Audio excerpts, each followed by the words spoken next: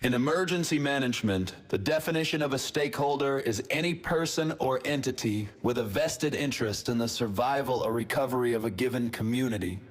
This is the Stakeholder Prepping podcast, where the tactical comes from the practical, and today, you become your own stakeholder.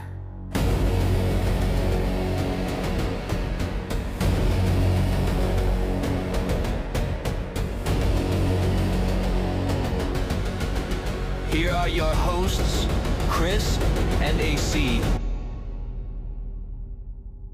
Welcome back to Stakeholder Prepping, where you, yes, you, are the stakeholder in your own survival.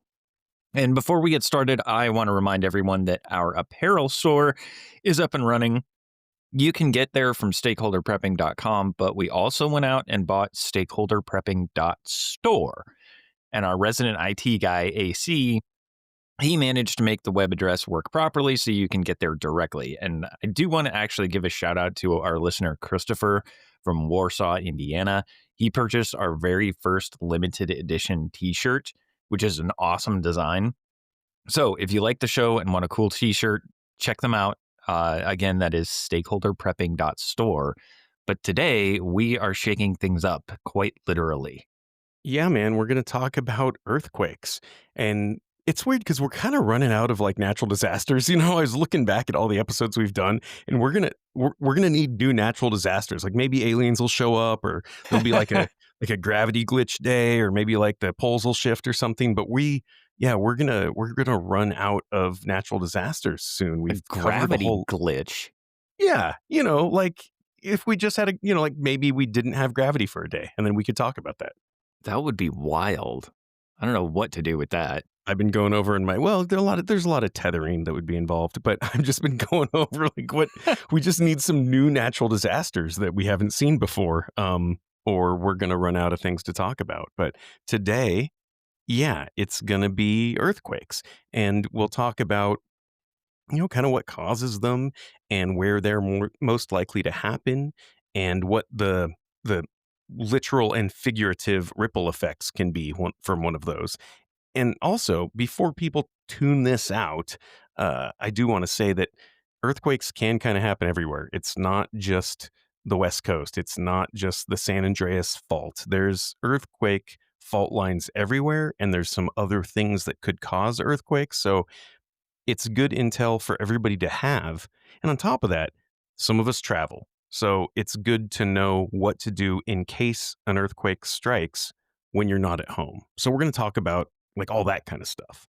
Yeah, and I know California gets a lot of headlines on that, but the U.S. has fault lines and subduction zones from coast to coast. And we're also going to get into earthquake insurance, what's covered, what's not. We'll tackle one of the most controversial preparedness topics out there, which is the triangle of life theory. So this is going to be kind of an information-packed episode. Yeah, this isn't just for you people hanging on to the coast. There's going to be all kinds of cool stuff to talk about, and I like digging into the science, and then naturally we'll talk about what are the things that you need to have on hand if you are preparing for an earthquake. So if the earthquake is up there on your risk matrix, we are going to talk about the things that you probably should have in stock, and specifically where they should be in stock. So yeah, Chris, do you want to start out with just kind of what is an earthquake for people who don't know? Yeah, let's jump into a little bit of the science to start. So at its core, that's a play on words, core of the earth, where earthquakes come from. Is. At its core. But at its core, an earthquake is actually the planet's way of releasing stress. The Earth's crust is broken into these massive pieces called tectonic plates. And those plates are constantly moving. They're sliding, they're running into each other, colliding, pulling apart, kind of like hot Play-Doh, if you will. Most of the time, that motion is gradual, very, very incremental movement. But sometimes friction locks those plates in place and pressure builds up until everything snaps. And so it's kind of like putting your two fists together and your knuckles, and you start pushing together and your hands start to shake. That's the same concept as these tectonic plates, but they're so massive. There's hundreds of thousands of times more energy in the earth. And the rock fractures when it builds up too much pressure, and it releases this energy as seismic waves. That sudden release is what we feel as an earthquake. We're just feeling the slipping. And earthquakes aren't really predictable. We can't say this fault will rupture next Tuesday. What we can do is understand where they're most likely to occur and what those fault lines mean for us as stakeholders at home. It's a tricky science, and we're trying to predict them. I know the movie San Andreas, great movie, probably one of my favorite natural disaster movies. And they brought up the magnetic pulse rate spikes um, as a theory for earthquake prediction. Not really confirmed yet, but it's possible. So we're working on it. Sure. And I like the way you explain that because we don't want to alienate any of like our flat earth listeners. Whether the earth is a globe or a sheet cake, this can still happen, right? Yeah. Absolutely.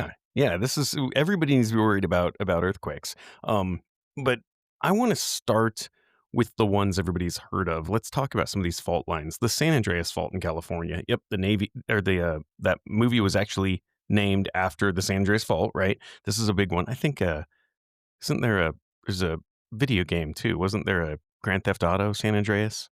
Yeah. Yeah. Yeah. Yeah. San Andreas, it's famous. But that is the big one. It runs about 750 miles ish from Salton Sea up past San Francisco. So a whole bunch of California. And it's what they call a strike slip fault, meaning that the plates will slide past each other horizontally. And that's why you can literally stand on one side and be on the Pacific plate.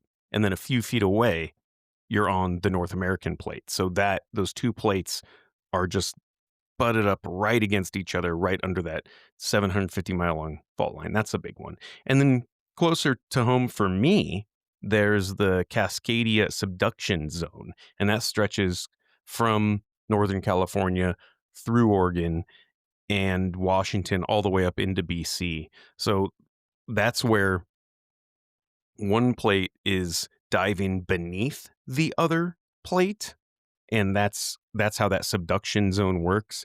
And when it finally slips, it can produce huge megaquakes. It can produce tsunamis because we're close to the coast, similar to what we saw in Japan in 2011. I think was that same kind of earthquake. So they're all over the place. But here's where most people get surprised. It's not just those two big ones we should be worried about. There's the new Madrid seismic zone that is right in the middle of the country, like Missouri, Arkansas, Tennessee.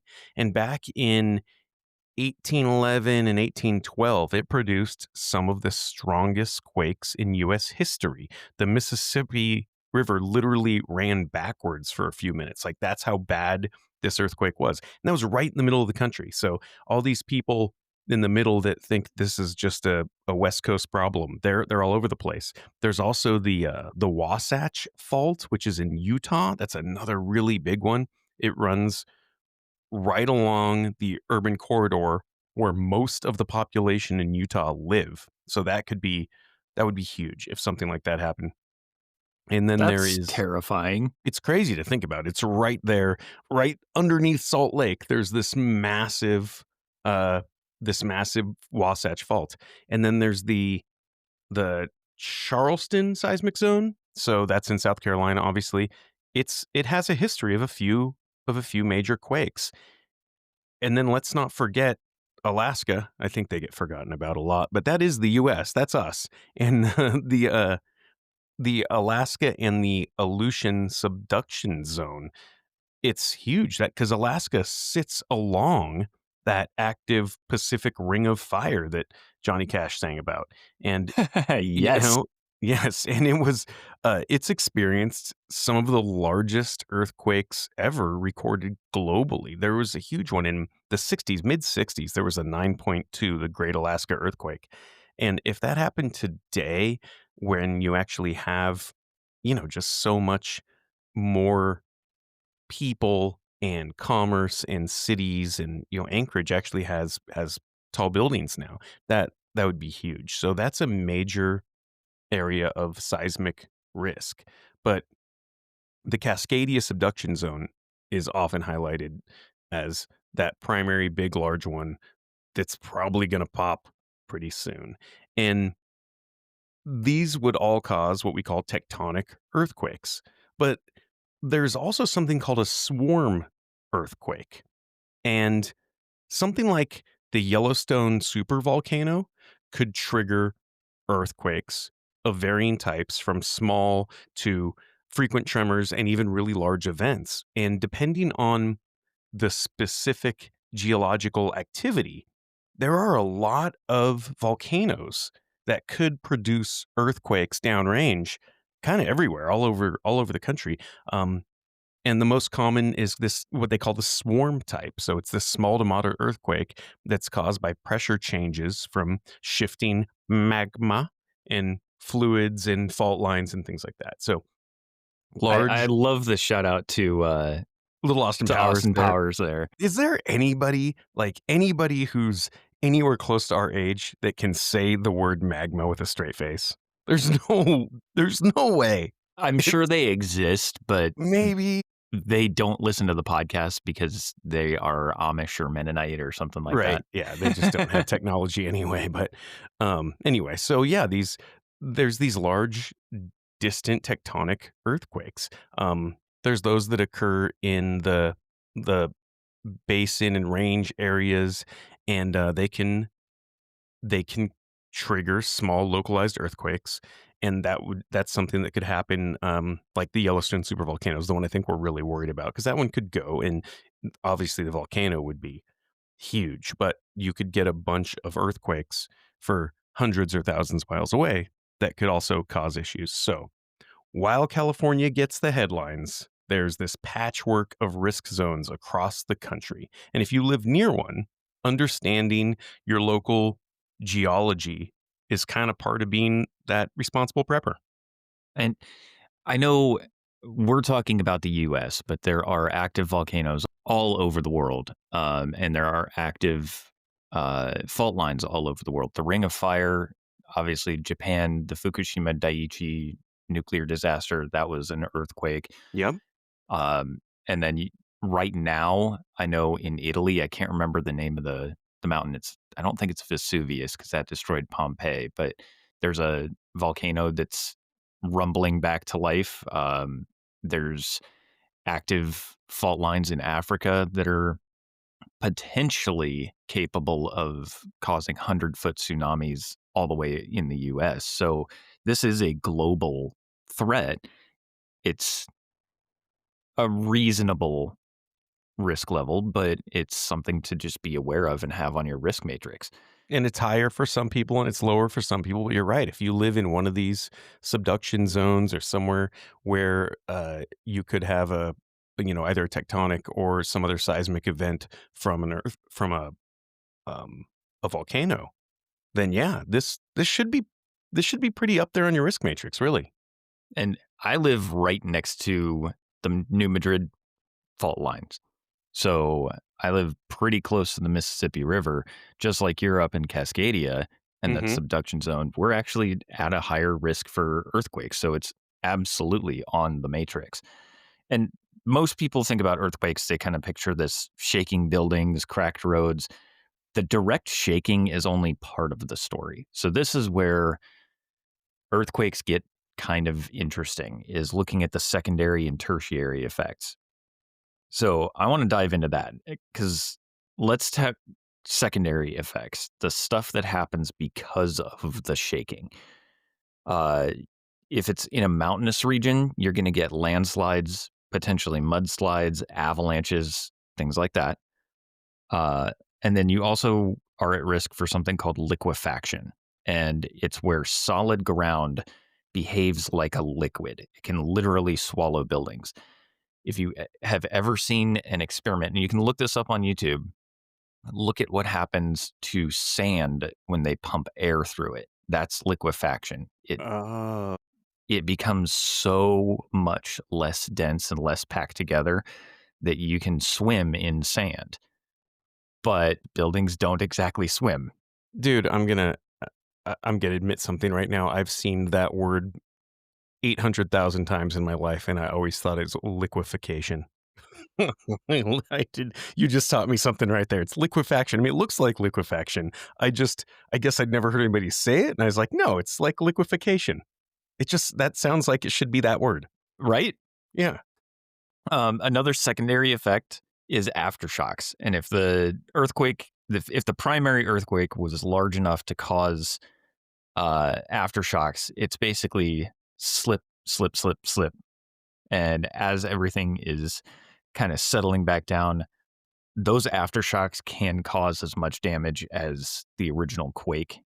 And then, of course, there's tsunamis. They can travel hundreds or thousands of miles, depending on the magnitude of the earthquake. That's going to affect the wave height, but also the type of earthquake. So you can have an earthquake where, like you said, the subduction zone, one plate slips under another, and as that other plate goes higher, it displaces water and forces it across the ocean. You can have earthquakes where one piece slips off and drops away from itself, and that plate displaces all of the water from the ground or from the seafloor all the way up. So that's some of those major mega tsunamis. And those are all secondary effects. When we look at tertiary effects, this is the long term problems that follow. This is the infrastructure collapse, gas lines rupturing, power grids failing, water mains breaking, fires, especially in urban areas where broken gas lines ignite. Um, you know, this is why it's important to have a flashlight instead of just candles for navigating dark spaces. Supply chain breakdowns, roads can be blocked, ports can be damaged, trucks can't move. I mean, there's all kinds of things that if you're driving down the road and there's an earthquake, again, San Andreas, they broke an axle, so they couldn't make it across the gap. Um, Public health issues, sanitation problems. If the sewage pipes break, it's just spilling raw sewage into wherever it happens to go. That can poison your water supply. That can poison the ground. It could poison the food supply. Injuries, contaminated water, limited medical access. All of those things are tertiary effects to an earthquake. And that's where prepping really makes the difference. So, food, water, first aid, communication backups, they turn absolute chaos into kind of an inconvenience. And this is also where I want to bring up the Mad Gear contingency planner and the Ready Plan app, because you can have your plan in place before a compound disaster like an earthquake occurs. And it's absolutely crucial to surviving and recovery. You can actually get to Mad Gear from our website, stakeholderprepping.com. I have one. I have filled it out. I actually used the Ready Plan app and have filled that out. I think I've got 380 points or so, I think, because you earn points every time you fill something out, which is kind of cool, kind of a little bit achievement. But that's that's a really, really important piece of your plan and being ready for anything is making sure that you actually have it written down, because when chaos strikes, you're going to forget. Yeah, that's a good call on Mad Gear because you're right. Having that in the contingency planner for the whole family to know what are we going to do in case of an earthquake because that's just absolute chaos. And it's also a variable. You don't know how bad it's going to be. Is this a flatten your house earthquake or not? You don't know until it happens. So having the whole family with their Ready Plan app and having the contingency planner there ready to go and knowing exactly what is going to happen. Yeah, that's a big one. And then you know, a lot of people, I think a lot of the earthquake advice that we give is always about what do you do when you're at home and an earthquake strikes, right? It's like, oh, get in your doorway or crawl under the, dining room table and those kinds of things. But I'm not at home a lot. And I think a lot of people aren't. So yes, I travel a lot, but most people spend 10 hours of their day somewhere else at an office or whatever. So I want to talk about what to do if you're at the office or a commercial building or even an apartment building or a hotel. There's just different things to do in case of an earthquake if you're not in your little 1 or 2 story home. Uh, the big one is, this is interesting, but going to the stairs is not usually a good idea, especially if the stairway is external to the building, like a lot of these, say like a 4 or 5 story hotel, because the stairs themselves are going to have a different moment of frequency. It means they swing separately from the main part of the building. This is kind of like that barrel cosine long range shooting thing, right? Where you're going to get this whip independent of the chassis within the barrel. And think of your staircase like that, where it is going to have this independent moment of frequency, and many times that can cause the stairways to fall away from the building, the main section of the building, which is actually pretty sturdy. So uh, the stairs and the remainder of the building will basically continuously bump into each other until there's structural failure. And the stairs are the more likely structure to fail. So That's really, really interesting. it's interesting, isn't it? And, obviously in some countries like Japan, they build their buildings a little differently than ours. But where we are, if you ever watch them building a commercial building with like that external staircase, and I usually gravitate towards the hotel because I spend a lot of my time there, but I'm picturing this, the 5 story tall Hampton Inn with a stairway on either side. Those stairways are a little independent of the building. So as that building shakes, those stairways are going to whip away from the building. And the people who get on stairs before they fail tend to be kind of chopped up in those stairs. It's nasty to think about, but and even if the building doesn't collapse, you still want to stay away from the stairs because the stairs are a likely part of the building just to be damaged. So even if the stairs are not totally collapsed by an earthquake, they may collapse later when they're overloaded by all the people that want to get out of the building. So uh, they should always be checked for safety.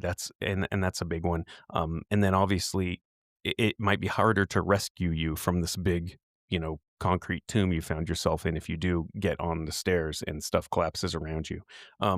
You want to get near the outer walls of the building, or obviously outside is ideal. But Yeah. it's much better to be near the outside of the building rather than interior. The further inside you are from the outside perimeter of that building, the greater the probability is that your escape route is going to be blocked. So when the earthquake happens, getting to a safe place closer to the exterior wall is going to be key.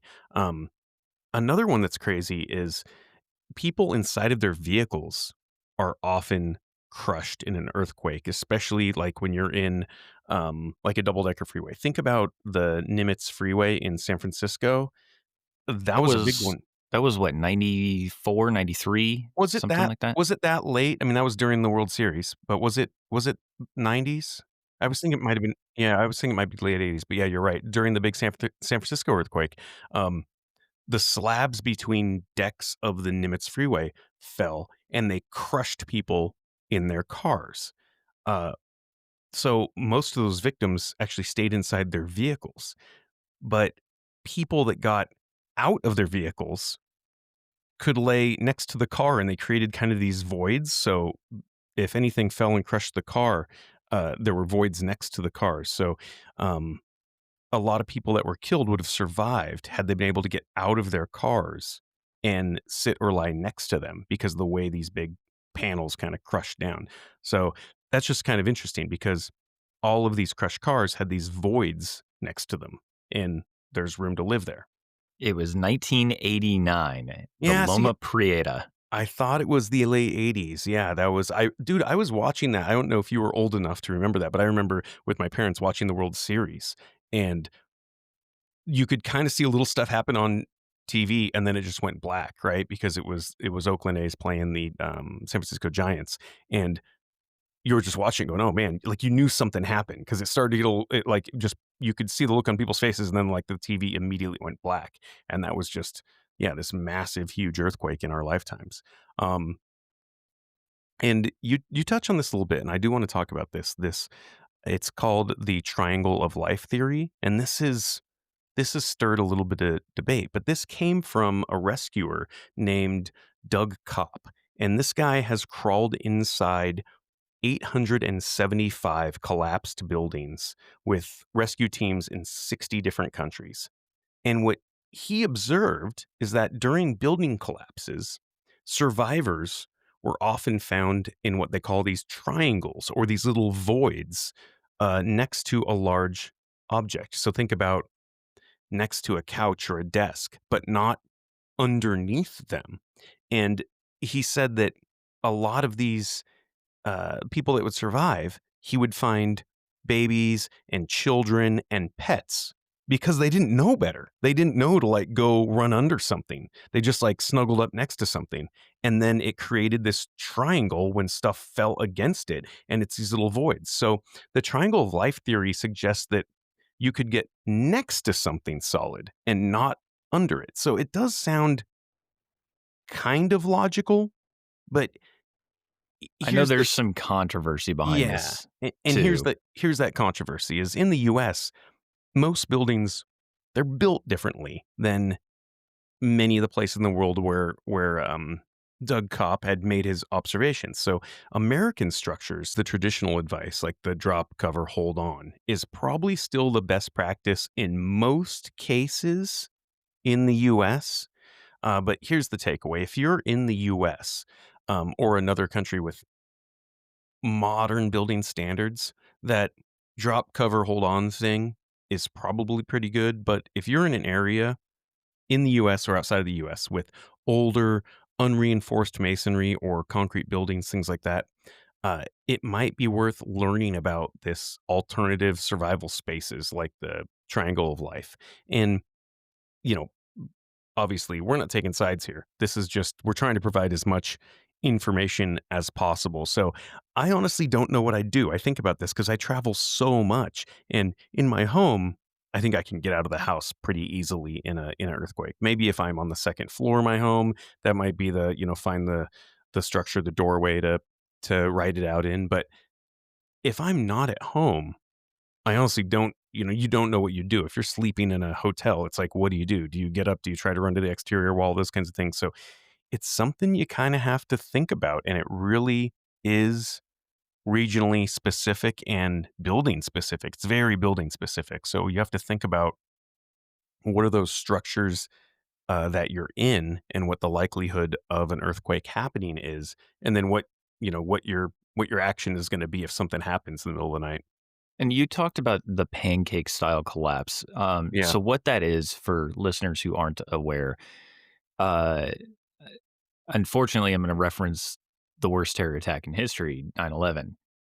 The 9/11 towers collapsing, the way they came down and kind of imploded into themselves, or if you've ever seen a controlled demolition to bring down a building, where each floor kind of smacks down onto the one below it and the whole building comes down on itself.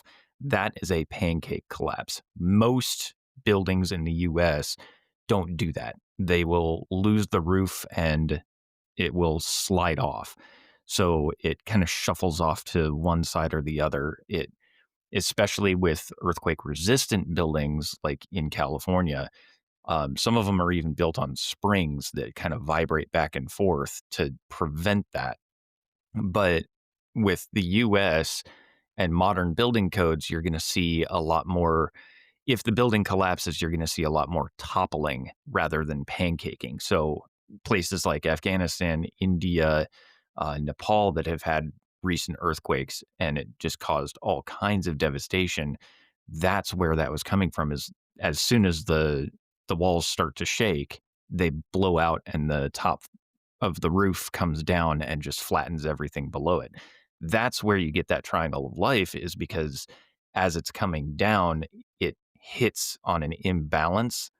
So whatever you're next to, it the object above you comes down and hits that first, and then gravity continues to take over on the opposite side, and you get a triangle. In the US, you don't get that because of how everything is kind of sliding around, and topples rather than comes down straight vertical. So that's why there's so much controversy and why it is most likely to work in a foreign country versus the US. Yep, that's a great way to put it. So that's kind of what'll happen, and that's how they work. So let's talk about what we can do about it. Chris, do you want to talk a little bit about earthquake insurance? And I don't know if you have earthquake insurance. I actually do. So I have earthquake insurance, and it's like written by some company you've never ever heard of.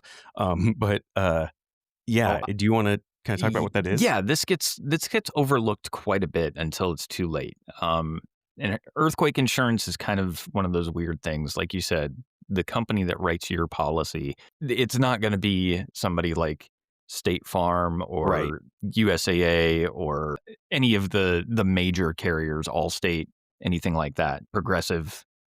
It's going to be a private carrier, or it's going to be government sponsored. But here's the bad news about earthquake insurance. Your regular homeowner's policy, I almost guarantee, does not cover earthquakes or earth movement. In most states, you have to buy separate earthquake coverage or add it as an endorsement. It's not part of your standard policy.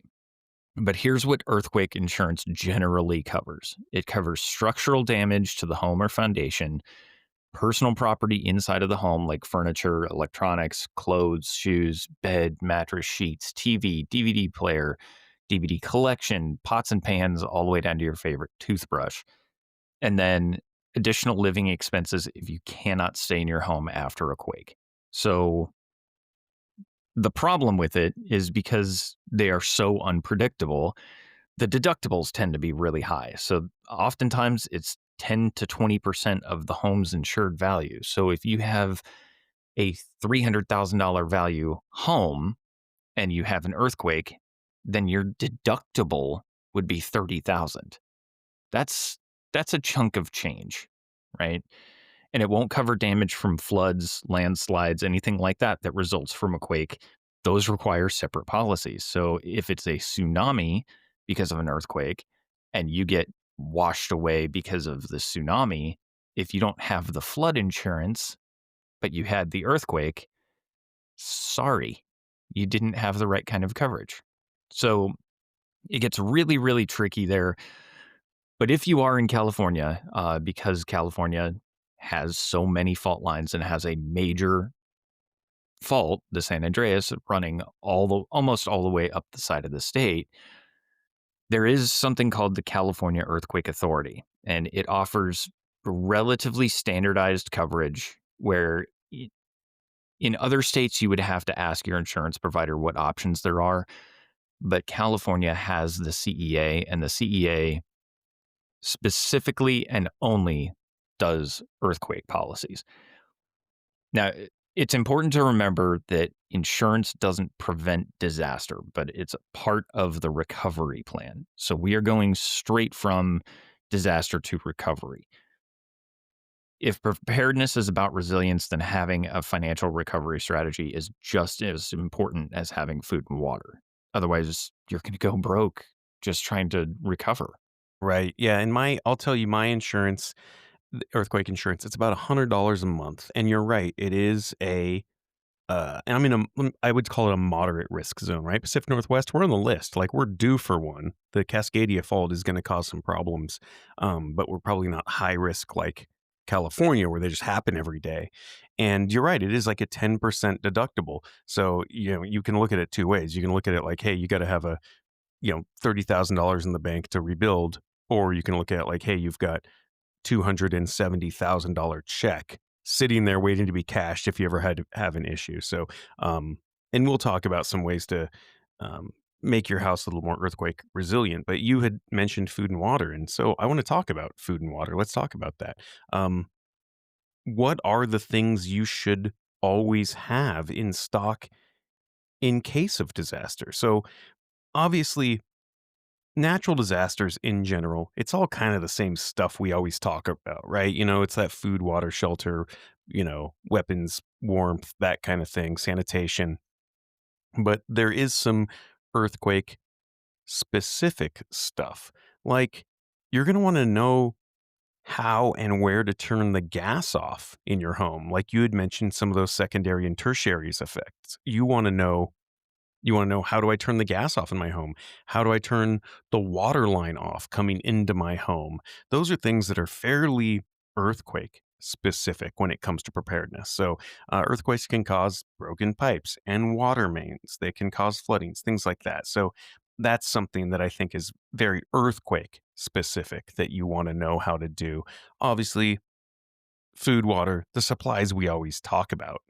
But if you're in an earthquake prone area, maybe the basement of your house isn't the best place to have all that stuff. If we're talking about collapses and walls coming down and things like that and having to dig out your stuff, maybe you should have a stash of some of your stuff in the garage or the garden shed or somewhere else where you can get to it immediately. Like maybe just having enough first aid and food and water to have readily accessible so you can go get that stuff out of your basement or wherever you happen to have like your prep closet, you know what I mean? And maybe that's your bug out bag in your car. Maybe the bag in your car has enough supplies in it to get you through. But just think about that if you're someone who's got a basement full of all your preparedness gear and an earthquake happens, then that stuff might actually not be readily accessible, right? Where they would be in a, hurricane or something like that. Yeah, and Burt Gummer would have been screwed if it was an earthquake instead of, the graboids. Well, unless a graboid busted through the wall for him, it would have been doing him a favor Yeah, because then he would have had exactly. access. But yeah, you're exactly right. Then in that case, they would have broken into the right goddamn rec room. But but yeah, so that kind of stuff. You're exactly right. Yeah, if you're in the basement with all your supplies and then your basement's collapse, that could be an issue. Another thing is having a chainsaw readily available and ready to go with enough fuel, because if you're in a wooded area or anywhere with trees can come down in an earthquake. If you get that liquefaction, that I now know what that word is, but if you get that liquefaction and those trees start coming down, having a chainsaw to be able to clear your way and get out and get emergency services down your street, all of that stuff. And then, Chris, I kind of wanted you to talk about from the emergency response perspective a little bit, because if you think about it, an earthquake is a fairly unique thing that we can't see coming. It's not like you can stage a bunch of services. It's not like, hey, the hurricane will be here in a few days, so we can stage all those emergency services and the emergency managers are ready to go and they know what to expect. It's way different from that in an earthquake where that just happens and then you have to turn that emergency service on immediately, right? Yeah, and it's a very, very difficult thing to plan for. So from an emergency response perspective, because the earthquakes are so rare, major earthquakes are so rare, and they're just going to show up in the middle of the day, on a Tuesday. It's not like a hurricane or a heat wave where you can predict it. It's not a supercell that could spawn tornadoes, so you kind of have things pre-staged. It's it's really one of those things where you have to have a good community planner or emergency response coordinator that as soon as it happens, they can switch on those tactical channels, get notification out to all of the first responders, and start coordinating the hardest hit areas, get responders there, identify cleared routes. This is where we talked about it on an episode previously, but this is where the ATAC comes in. And a good community planner will have an ATAC set up, almost like Blue Force Tracker for the military, and they'll be able to uh, notate on their screens where fires are, where there are broken pipes, where there are downed power lines, anything and everything that gets reported. And so the more information that they have, the more clear that map becomes. And you should be able to, in the US, go to your county website or go to your county planning office and get a copy of their emergency response plan. It's going to have everything that they have a plan for, whether your community is prepared for an earthquake or a tornado or an alien invasion or whatever it happens to be. Um, gravity glitch. I really want to see an emergency response plan for that. But they're going to have all of that written down. And if they're worth their salt, they're going to be running drills every so often that you can actually participate in. You can go and be a casualty for a mass casualty drill. And uh, earthquake may n- an earthquake planning drill, it would probably be around 300 people, maybe a football field or baseball stadium, something like that. And they'll give you a card that says, here is what your injury is. And then they release the first responders. Sometimes they bring out the dogs, search and rescue or cadaver dogs. They'll bring everybody out, run this drill, and then when you have a responder come up to you, you hand them your card and they treat that injury. So I know I've done one, and the card I got was I was it was a different exercise. It was a helicopter crash, but the card I got was I had broken femur, broken patella, broken tibia, and second and third degree burns over like 40% of my body.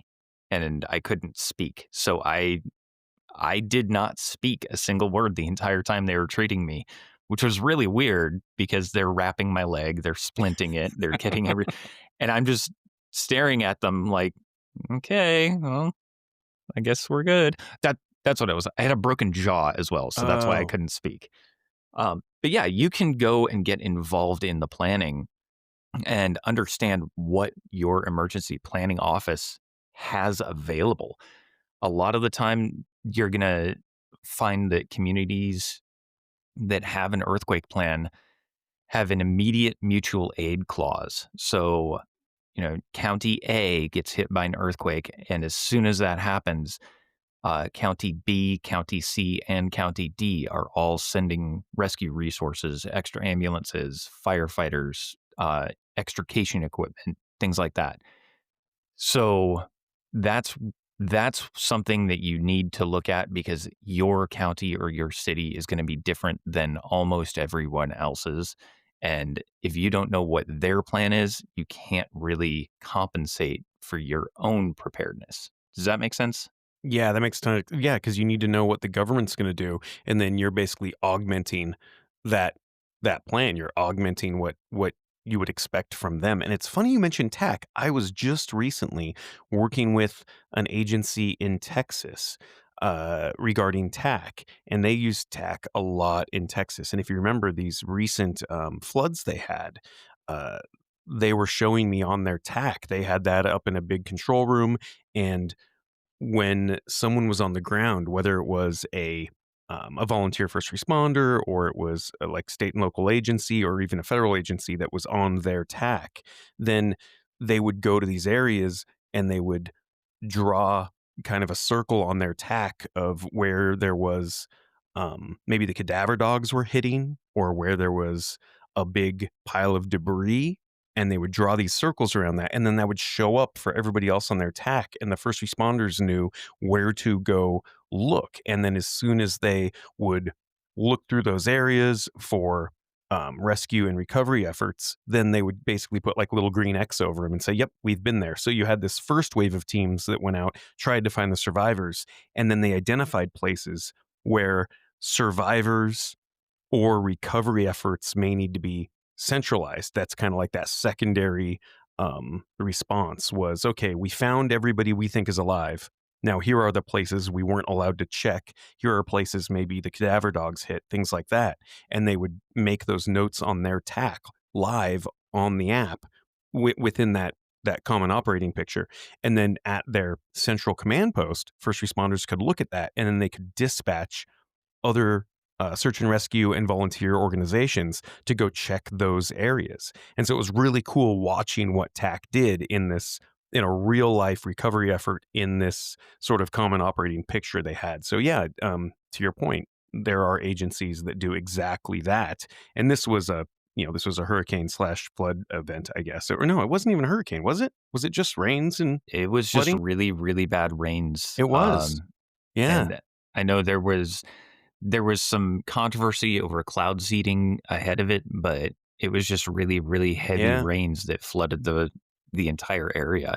Yeah. And it is important to know that there are people that care, especially for earthquakes. There are people that travel the entire world, just earthquake to earthquake to earthquake, and do recovery operations. And in the US, there's disaster recovery operations like United Cajun Navy is one of them. They do a lot of hurricane recovery efforts, but they don't stick around for, or they do a lot of hurricane response efforts, but they don't stick around for the recovery process. They get people out of danger and then move on. So if your locale, if that is their response plan, you need to have something else in place. And I do want to talk about self-extrication for a second. This is something that if you are in a area where earthquakes are higher on your risk matrix, probably something to look at is extrication tools. A lot of the time you can get them from Home Depot or Lowe's. And you're not just looking at a sledgehammer. Um, you can get extrication tools on Amazon, actually. That's where we got ours for tornadoes.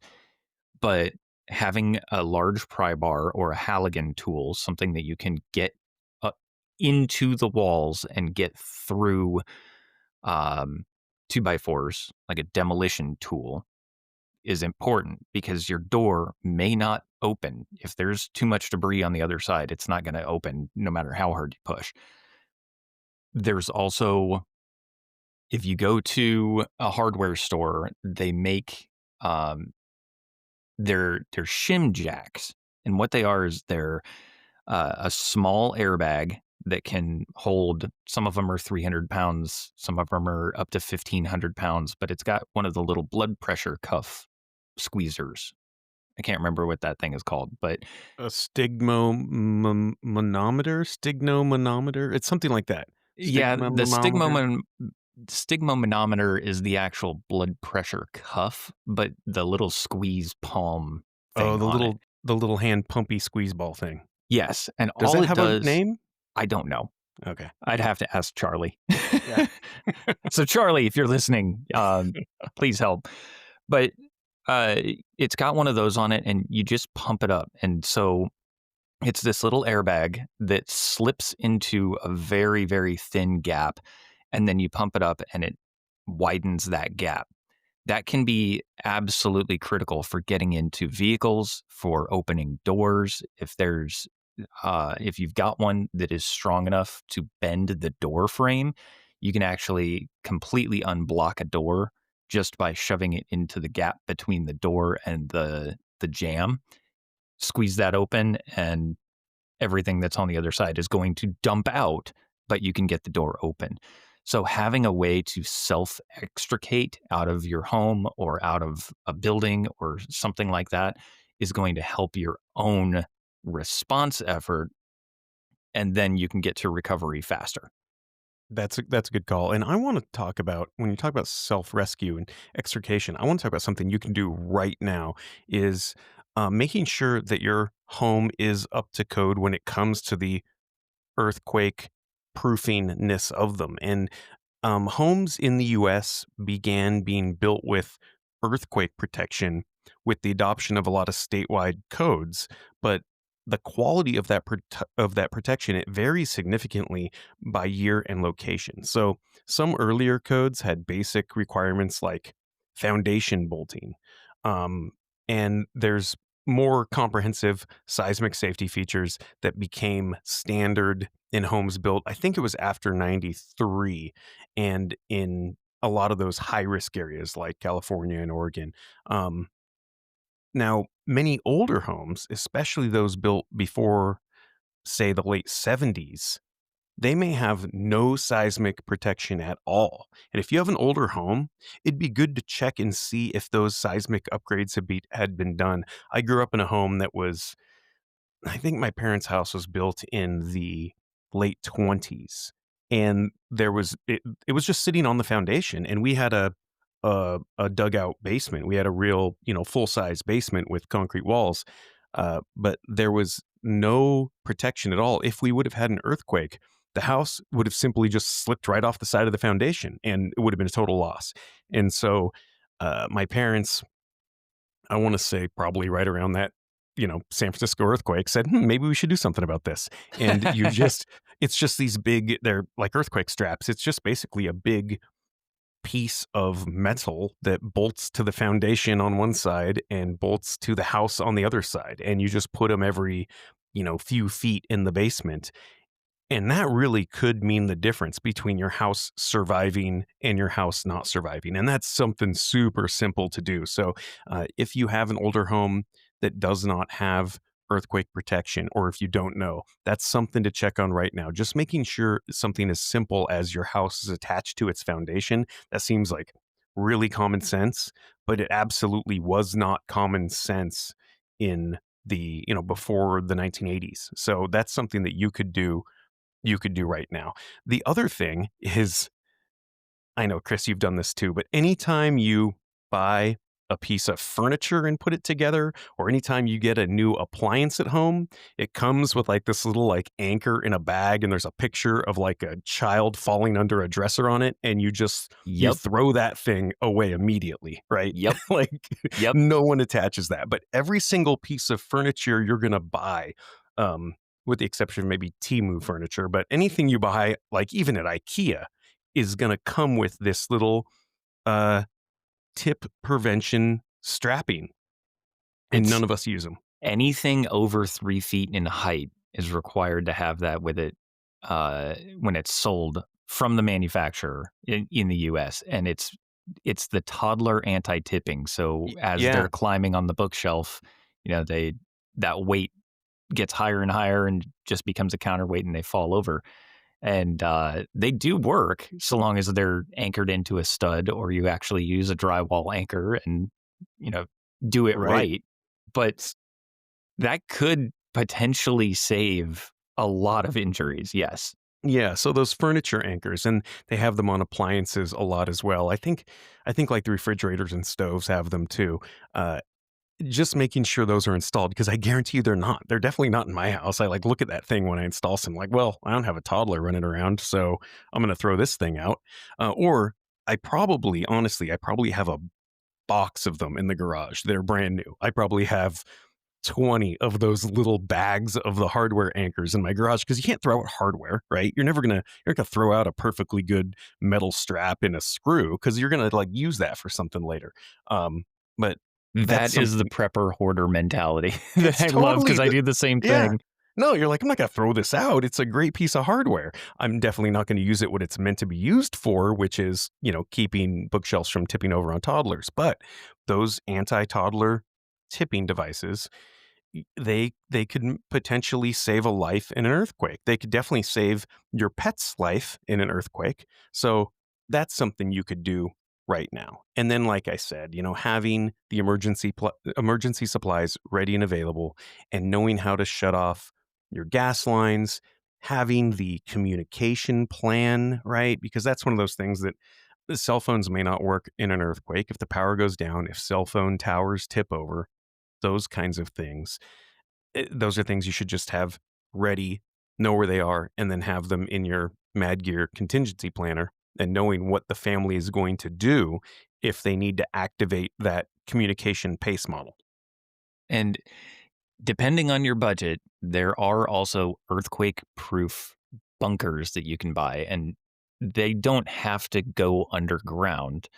Um, they can go into a closet. They can go into, you know, you could custom build it however you want. And it's basically just a giant steel box that you go and stay in. And this is the same as your hurricane or your tornado shelter, right? It's the same concept, I'm guessing. Yeah, same thing.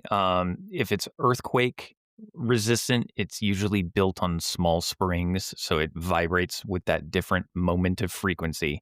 So, uh, if the house comes down all around you, you're still safe. And that's where to have those self extrication tools, that's where to have your supplies, that's where to have your emergency food and water and rations and everything like that is in that box. That it's a modern safe room. And they have them And that they actually like they have like some kind of stabilization, like little springs on them that would vibe independently of a earthquake. some of them do. It depends on the manufacturer, depends on the installer, and whether they're qualified to do it. But the ones that I have looked at for safe rooms, they're earthquake rated. Um, Obviously, that's different than if it'll stand up to an F5 tornado, that's great. An earthquake can release tens of thousands of times more energy, Oh, and it yeah. could just completely destroy it. But another thing is no place is really safe from earthquakes. And when I say that, I mean earth movement, because even down in Florida, there are no fault lines, but there are sinkholes everywhere, ground subsidence. You see it in Kentucky and Virginia and West Virginia, all of those mines.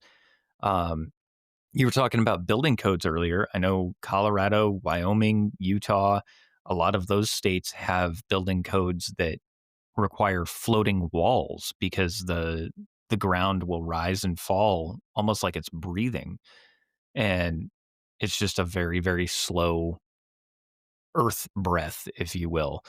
But no place is completely safe from ground movement, ground subsidence, or earthquakes. So it's got to be on your risk matrix. Depending on where you are, it may be higher or lower, but it should definitely be on there.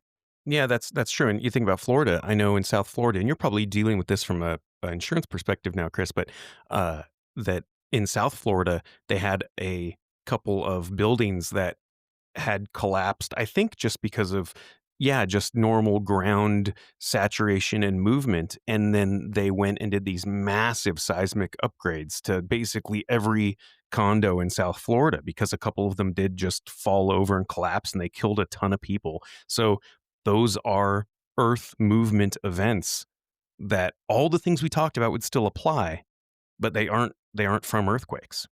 Yeah. And are you talking about the 2021 Surfside collapse? Yeah, I think that's what it was. It was in Miami, maybe North Beach, Miami, and I have some friends in Miami on the beach, and yeah, they it was crazy. They did like a $50,000 per unit special assessment on every condo to do these massive seismic upgrades because of this one condo that just collapsed and killed a bunch of people, and now every single one of those condo buildings in South Florida has to comply with some new state standards because, yeah, buildings just kinda happen to fall over sometimes. Yeah. And it's, again, earthquakes are one of the few disasters that can strike without warning. That doesn't mean you can't prepare for it. Um, it's it's important to know your risk zone. Anchor the heavy furniture, have emergency supplies ready, learn how to shut off your gas lines, have the Silcock keys so that you can do it without tearing your fingers up. But when the ground shakes, your instincts are going to kick in, but your preparation is what's going to keep those instincts useful. And I think that's about going to do it for us this week. As always, join us next week. We're going to go in a completely new direction. But until then, remember you are your own stakeholder. We'll see you then.